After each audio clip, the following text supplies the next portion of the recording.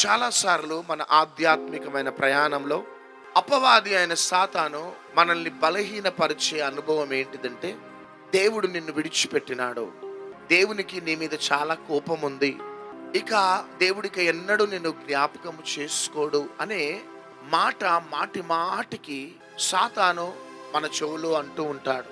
కొన్నిసార్లు సడన్గా తెలిసి తెలియక ఏదైనా పొరపాటు జరిగి ఉంటే దానిని ప్రిక్ చేసి మాటి మాటికి తాను నిన్ను బలహీనపరుస్తూ ఉంటాడు. ఆ బలహీనతలోకి నువ్వు వెళ్ళిపోయి కృంగిపోయి నిరుత్సాహంలోనికి వెళ్ళిపోయి ప్రార్థన చేయటం మానేస్తావు, మందిరానికి వెళ్ళటం మానేస్తావు, గుండె లోతులో నుంచి ఆయనని స్తుతించడం గణపరచడం మానేస్తావు.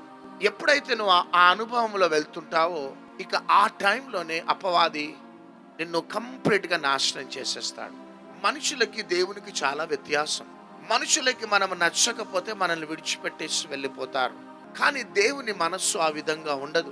కొన్నిసార్లు ఆయనని మనం దుఃఖపరిచినా, బాధపరిచినా, గాయపరిచినా ఆయన ఒక్కసారి నీతో నిబంధన చేసినాడు అంటే ఎన్నడూ కూడా విడిచిపెట్టడు. అందుకనే 103వ కీర్తన 8వ వచనం నుంచి మనం చూస్తే, ఎల్లప్పుడూ వ్యాజ్యమాడడు. ఒకవేళ వ్యాజ్యమాడితే దానికి కారణం ఉంటుంది. ఎందుకు ఆయనకి నీ మీద కోపం ఉంటుందంటే, ఎందుకు ఆయన నీ మీద వ్యాజ్యం ఆడతాడంటే, ప్రకటన గ్రంథం 3వ అధ్యాయం 19వ వచనం అనుకుంటా. నువ్వు మారు మనసు పొందటానికి కొన్నిసార్లు వ్యాజ్యం ఆడుతాడు, కొన్నిసార్లు కోపిస్తాడు. అది నిన్ను నాశనం చేయాలని, బూడిద చేయాలనే కోపం కాదు.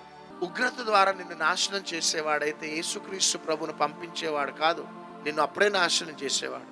కానీ యేసయ్యను పంపించడానికి కారణం, నీ మీద నా మీద ఉన్న కోపం అంతా యేసుక్రీస్తు ప్రభు మీద తీర్చినాడు. నీతో వ్యాజ్యం ఆడటానికి, నీ మీద కోపం ఉండటానికి కేవలము నిన్ను గాఢంగా ప్రేమిస్తున్నాడు ఆయన. నీవు మరలా ఆసక్తి కలిగి నీ బలిపీఠాన్ని కట్టుకోవాలని, నువ్వు మారు మనసు పొందాలని కొన్నిసార్లు మన జీవితంలో ఆ ప్రాజెక్ట్ని ప్రారంభిస్తాడు.